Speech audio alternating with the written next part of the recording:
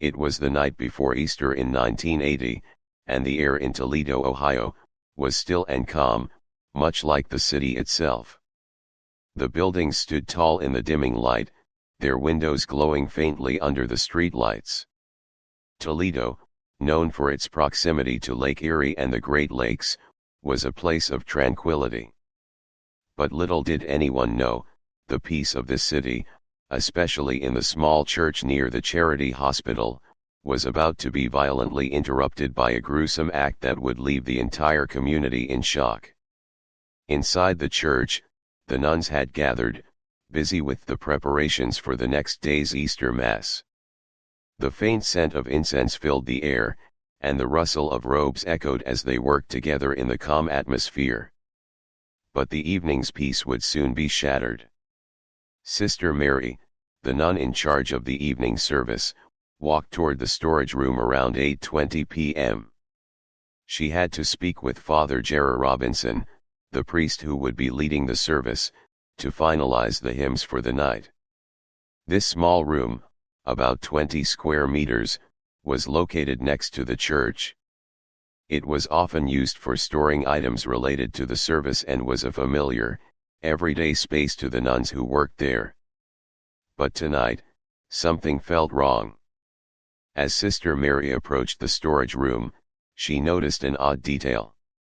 The door, which had always been unlocked, was now tightly closed.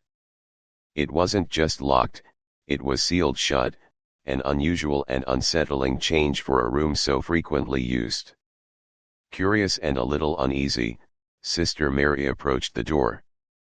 She unlocked it and gently pushed it open, expecting to find Father Robinson, perhaps organizing some materials for the service.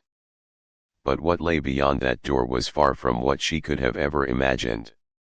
At first glance, Sister Mary thought she was looking at a mannequin, some medical practice equipment, or perhaps a discarded prop. But as she moved closer, her heart sank. What she saw wasn't a prop, it was Sister Margaret, the nun responsible for the storage room, lying lifeless on the floor in a pool of blood. Her clothes were disheveled, her pants pulled down to her ankles. The scene was so disturbing that Sister Mary felt her breath catch in her throat. And what made it even more chilling was the grotesque symbol that marked the victim's body. A wooden cross had been inserted into Sister Margaret's genital area. The sight was so horrifying, so unfathomable, that Sister Mary couldn't comprehend it at first. Panic gripped her, and her legs felt weak beneath her. She ran out of the room, her heart pounding, and immediately called for help. The police arrived within minutes, securing the area and beginning their investigation into what had just transpired in that small, sacred space. Sister Margaret, the victim, was 71 years old. Though her health had been in decline recently, she had been a dedicated and well-respected nun. Her life had been one of service to others. As part of the Sisters of Charity, she had worked tirelessly to support the less fortunate, and her commitment had earned her the respect and admiration of many. But the question that hung in the air was one that no one could answer: who would want to harm a woman who had dedicated her life to helping others? The investigation that followed revealed even more disturbing details. The room where Margaret's body was found held few clues. There were no signs of forced entry. The door had been locked, but nothing had been stolen. The window, typically open for ventilation, was intact. If someone had entered the room to harm Sister Margaret, it had to have been someone she knew. Someone who was familiar with her routines. Someone she trusted. The police speculated that the killer's motive was personal, driven by a deep-seated animosity toward the victim. But who could that person be? And why was this elderly nun subjected to such a brutal, violent end? Sister Margaret's murder had all the hallmarks of a ritualistic crime, carefully planned, deeply symbolic, and shockingly violent. As the police delved deeper into the investigation, it became clear that this was no ordinary crime. Something dark and sinister lay beneath the surface, and the search for answers would lead them down a path they could never have anticipated. The crime scene at the small church near Toledo's Charity Hospital was as chilling as it was perplexing. As the police began their investigation, they found themselves staring at a horrific sight. Sister Margaret Pa, a 71-year-old nun who had devoted her life to service, lay lifeless on the floor of the storage room. The blood-stained room told a grim story, and the more the investigators looked, the more unsettling details they uncovered. The most glaring evidence of the violence that had unfolded in that room was the sheer brutality of the attack. Sister Margaret's body bore 31 stab wounds. These were not mere superficial cuts, each wound was deep, each one fatal. The majority of the stabs were concentrated on her face, neck, and chest, areas that suggested the killer was not only determined but also intensely focused on inflicting maximum harm.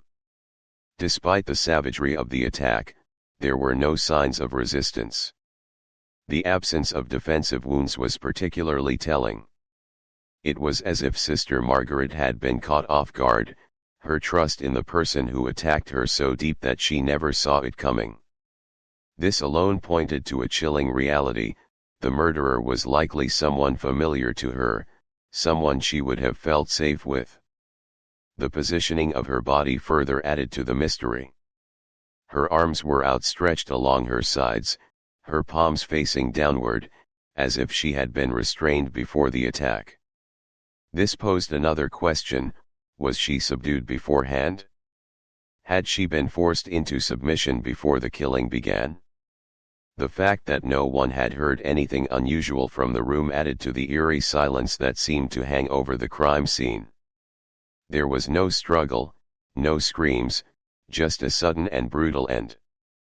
But the most disturbing and peculiar detail that the police found at the scene was the blood-soaked inverted cross drawn on her forehead.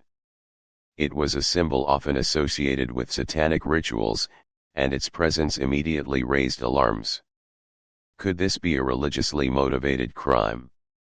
Or was it something more sinister, a ritualistic act with a dark symbolism attached to it? The inverted cross, so prominently drawn in blood, suggested that the killer might have been influenced by beliefs that went beyond the realm of ordinary murder. Was this crime a random act of violence, or did it point to something much deeper, tied to occult practices? Adding to the strange circumstances was the fact that there was no sign of forced entry into the room. The doors were locked from the inside, and nothing appeared to be missing from the church. This raised another unsettling possibility: the killer had to have been someone who had easy access to the room, someone familiar with the inner workings of the church. The lack of a break-in implied that the killer had been able to enter the room undetected, possibly under the guise of normalcy, without arousing suspicion from the other members of the church or the hospital staff. As the investigation progressed, the police were forced to confront the terrifying implications of the crime scene. All evidence pointed to a murderer who was not a stranger, but rather someone who had been close to Sister Margaret. Someone who had gained her trust and used that to carry out a vicious act of violence. But with no solid leads and very few clues to go on, the case became even more enigmatic. Who would commit such an atrocity in a place as sacred as a church, and why? The investigators were left with more questions than answers, as the crime scene provided only disturbing symbols and chilling evidence of an attack carried out with cold precision. Yet, behind the blood and the brutality, there was still no clear motive. The search for answers was only beginning, but it was already clear that this murder was unlike any other Toledo had seen before. The investigation into the shocking murder of Sister Margaret Pa quickly turned its focus to those who worked closely with her at the church. The nuns and priests who shared the building and worked alongside Sister Margaret were carefully questioned, but one name kept emerging: Father Jerry Robinson. At 42 years old, Father Robinson was a respected figure within the church community. His calm demeanor and unwavering dedication to his faith had earned him admiration from both his peers and the local parishioners. He had grown up in a strict religious household and had pursued the priesthood from a young age. By the time of the murder, he had been a priest for over 16 years, having been ordained at 26. His reputation was one of integrity, and to many, he was a symbol of faith and discipline. But as the investigation unraveled, the facade of respectability began to crack. Father Robinson and Sister Margaret had not always seen eye to eye. Margaret was known for her strict, perfectionist nature. She was an exacting woman who demanded the same high standards from everyone around her, often causing friction among her colleagues. Her no-nonsense approach to her duties rubbed some the wrong way, but the tension was particularly pronounced between her and Father Robinson. The day before Sister Margaret's tragic death, the two had engaged in a heated argument. Margaret, upset by Father Robinson's decision to shorten the Easter evening service, had confronted him in a rare display of anger. To Margaret, the Easter service was one of the most sacred occasions, and shortening it seemed disrespectful to the spiritual importance of the event. The dispute between them escalated, with both exchanging sharp words. Although such disagreements were not uncommon, this particular altercation appeared to have been especially intense. Could this argument have been the catalyst for something much darker? The police began to wonder if the frustration and anger from this confrontation had led Father Robinson to snap. Was it possible that, in a moment of rage, he took things too far, ultimately leading to the brutal murder of Sister Margaret? It seemed unlikely, given Father Robinson's calm and composed exterior, but the investigation was beginning to suggest that there was more to him than met the eye.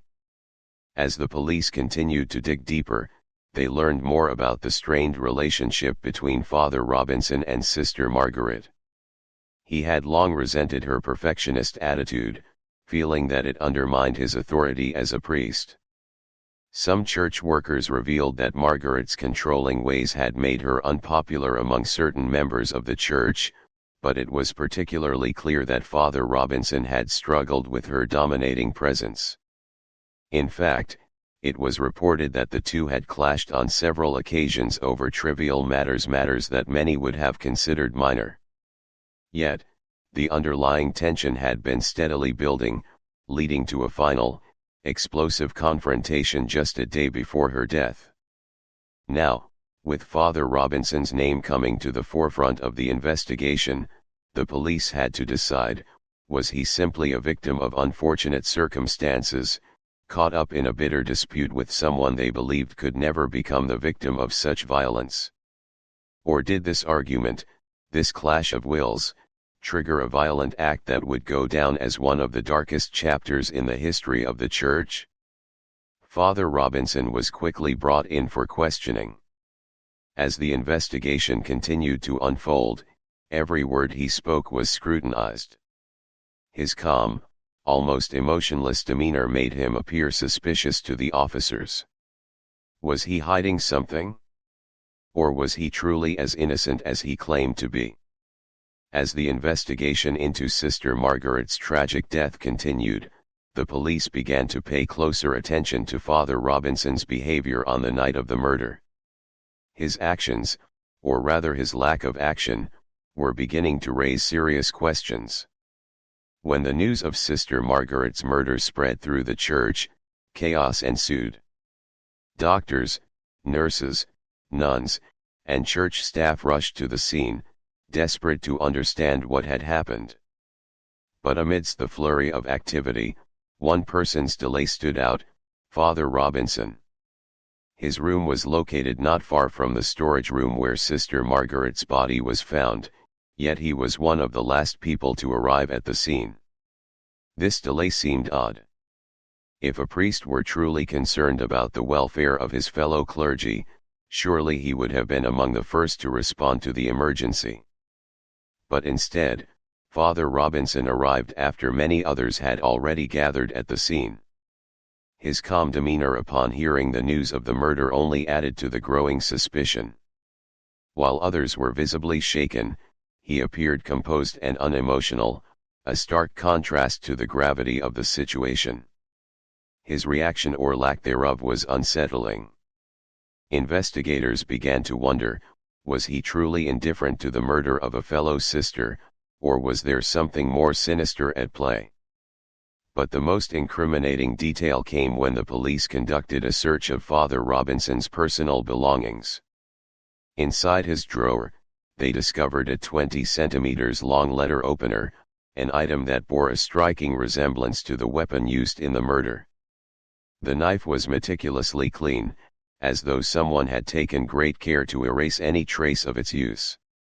However, forensic analysis revealed traces of blood on the handle.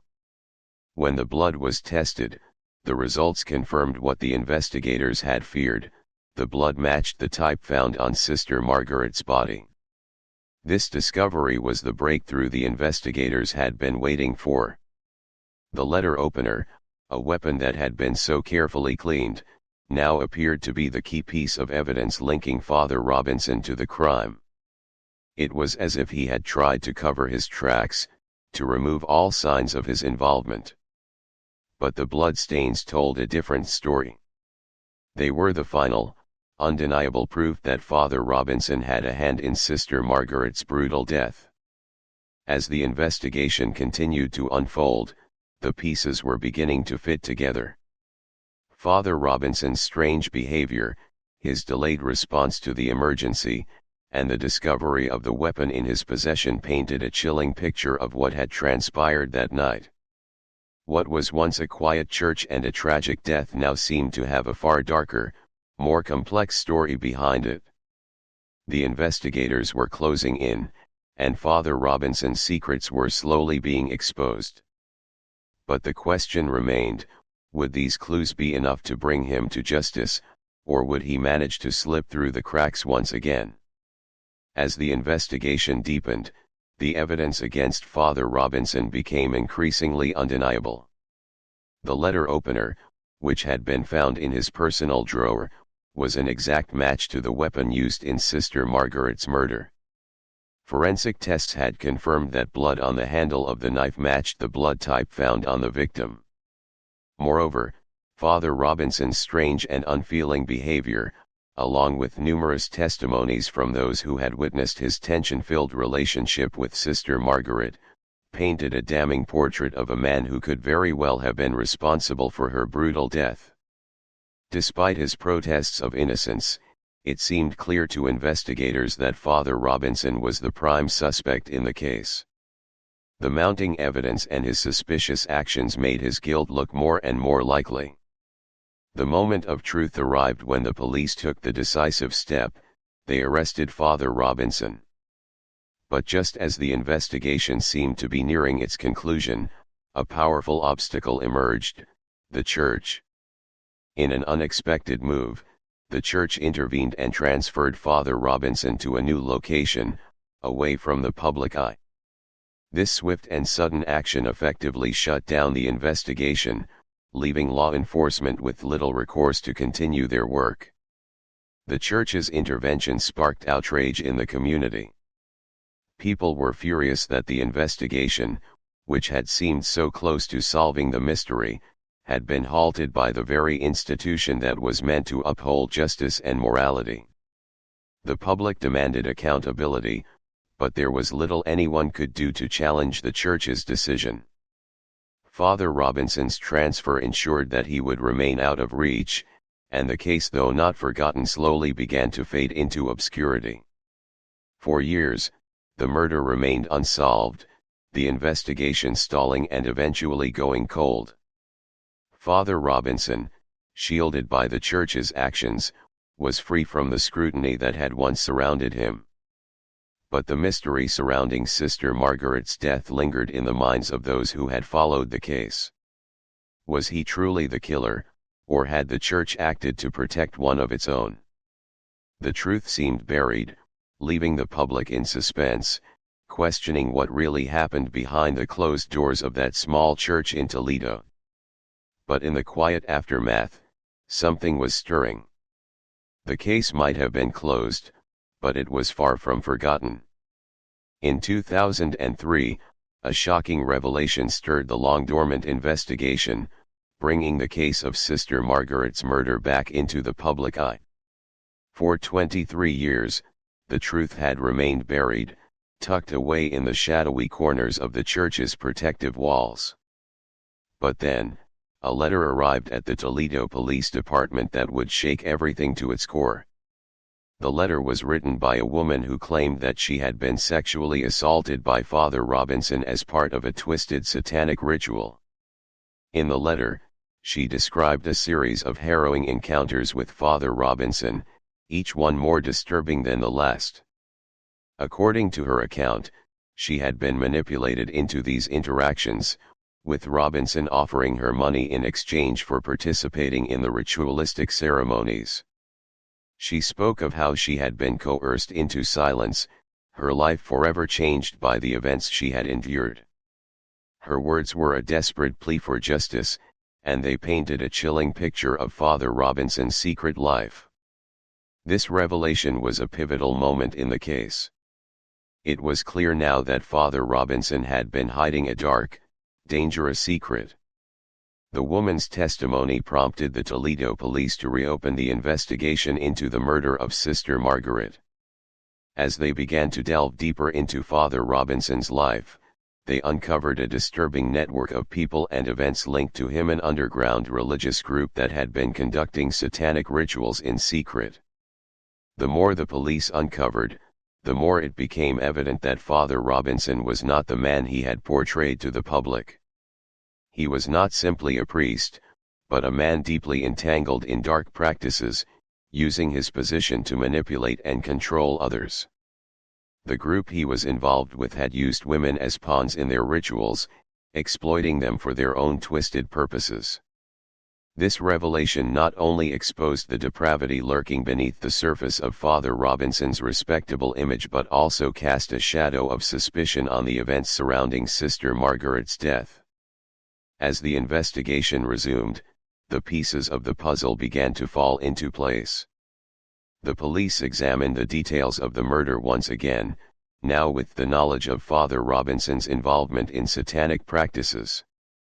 The connections between his actions and Sister Margaret's brutal death were becoming clearer by the day. It was as if the investigation had come full circle, and the truth was finally starting to surface.